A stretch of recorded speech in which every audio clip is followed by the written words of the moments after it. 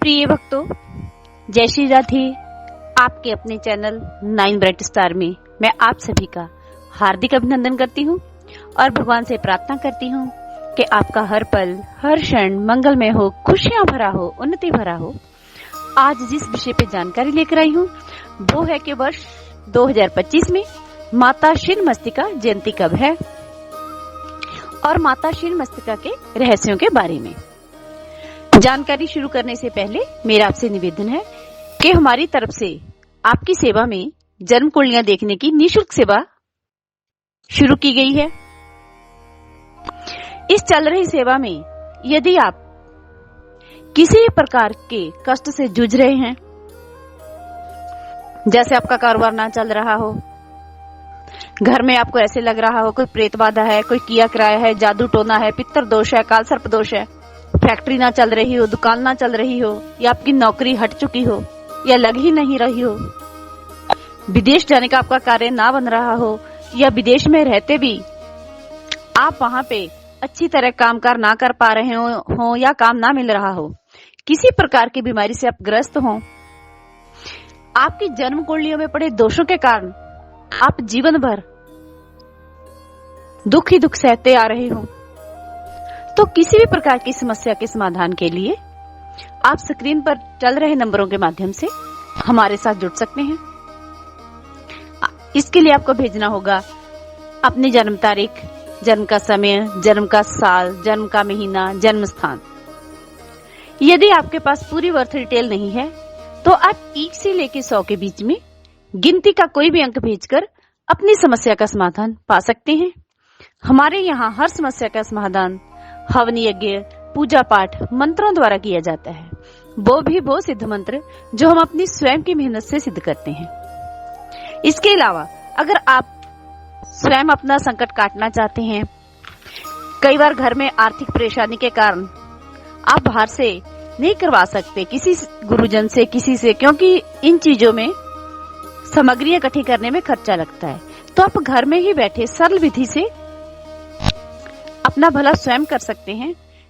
जैसे काल सर्प दोष पूजा, पितर पूजा, मांगलिक पूजा, माता चंडी पूजा, माँ दुर्गा पूजा, श्री विष्णु लक्ष्मी पूजा, माता बगलामुखी पूजा, नाड़ी दोष पूजन, नवग्रह पूजन, शिव पूजन, माँ काली पूजन, कुंडली में पड़े दोषों का निवारण करने के लिए पूजन, दुर्गा स्तुति, दुर्गा सप्तशती, किसी प्रकार का आप अनुष्ठान अगर स्वयं करना चाहते हैं तो इसकी विधि आप हमसे फोन करके पूछ सकते हैं और बहुत सरल विधि से हम आपको बताएंगे कि आप अपने कष्ट का समाधान कैसे कर सकते हैं, किसी भी प्रकार का आपका कष्ट हो।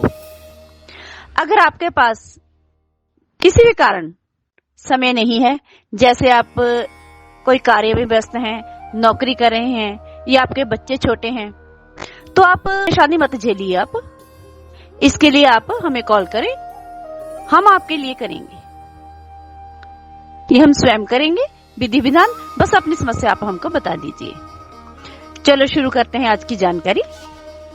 10 महाविद्याओं में 5वीं विद्या माता छिन्नमस्तिका है।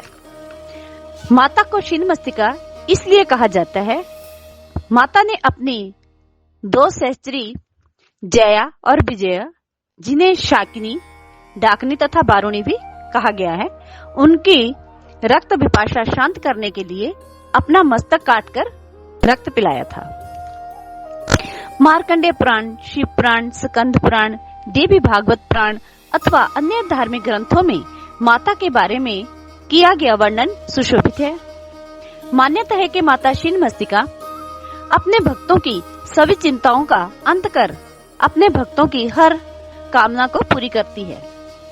माता छिन्नमस्तिका से संबंधित शिव अवतार दमोदेश्वर महादेव हैं। इसके अलावा माता के अन्य नाम और स्वरूप इस प्रकार है: छिन्नमस्तिका, प्रचंड चंडिका अथवा चिंतपूर्णी माता। अब मैं आपको बताऊंगी माता छिन्नमस्तिका शक्तिपीठ के बारे में। माता छिन्नमस्तिका देवी को असम की मां कामाख्या देवी के मंदिर के बाद दुनिया का दूसरा सबसे बड़ा शक्तिपीठ कहा गया है।